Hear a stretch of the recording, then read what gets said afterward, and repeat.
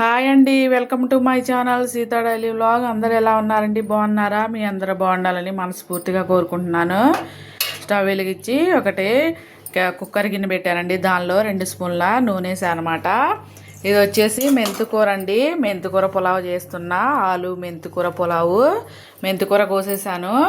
అలాగే ఆలుగడ్డ ఒకటి కోసాను, టమాటా ఒకటి కోసాను, ఉల్లిపాయ ఒకటి, పచ్చిమిరపకాయలు ఏమో 2 కోసాను అనమాట.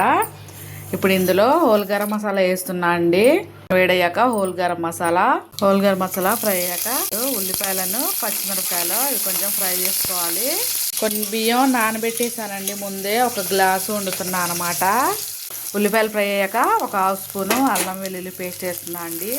బాగుంటుందండి రైస్లో. మెంతాకు తిన్నోళ్ళు ఇట్లా రైస్లో వేసి తింటే బాగుంటుంది అనమాట. అల్లం వెల్లుల్లి పేస్ట్ పచ్చివాసన పోయేలాగా ఫ్రై చేసుకోవాలి. అల్లం వెల్లుల్లి పేస్ట్ వేయకపోయాక ఆలుగడ్డను ఇంకా ఫ్రై చేసేస్తున్నా. మంచిగా మీడియం ఫ్లేమ్లో ఫ్రై చేసుకోవాలి. కొంచెం బంగాళదుంప ఫ్రై అయిపోయింది. టమాటా కూడా సాఫ్ట్ అయిందండి. ఇప్పుడు మెంతాకు వేసుకొని మంచిగా ఫ్రై చేసుకోవాలి. కొంచెం సేపు ఫ్రై అయితే బాగుంటుంది అనమాట.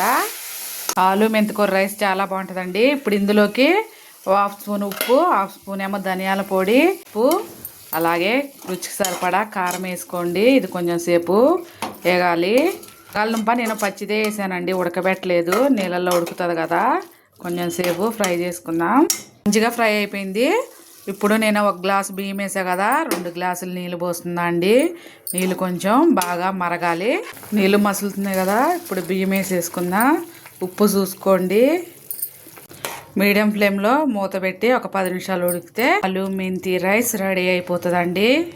అయిపోయిందండి. స్టవ్ బంద్ చేసాను అనమాట. మాడిపోతుందని అది పెట్టా అండి, చిన్నదే. అంతే, యమీ ఆలు మెంతికూర రైస్ రెడీ అయిపోయిందండి. ఇవాళకి నా వీడియో ఇంతేనండి. నా వీడియో కనుక నచ్చితే ప్లీజ్ ఒక లైక్ చేయండి. అలాగే నా ఛానల్ని సబ్స్క్రైబ్ చేసుకోండి. నేను కొంచెం కారం ఎక్కువ వేసానండి స్పైసీగా ఉండటానికి. మీకు కావాలంటే పెరుగు చట్నీతో తినొచ్చు, లేకపోతే ఏదన్నా కూర ఉంటే ఆ కూరతో తినేయచ్చు. సరే, చాలా బాగుంటుందండి. మీరు ఒకసారి ట్రై చేయండి. ప్లీజ్ అండి, ఒక లైక్ చేయండి. ఇవాళ నా లంచ్ కూడా ఇదేనండి.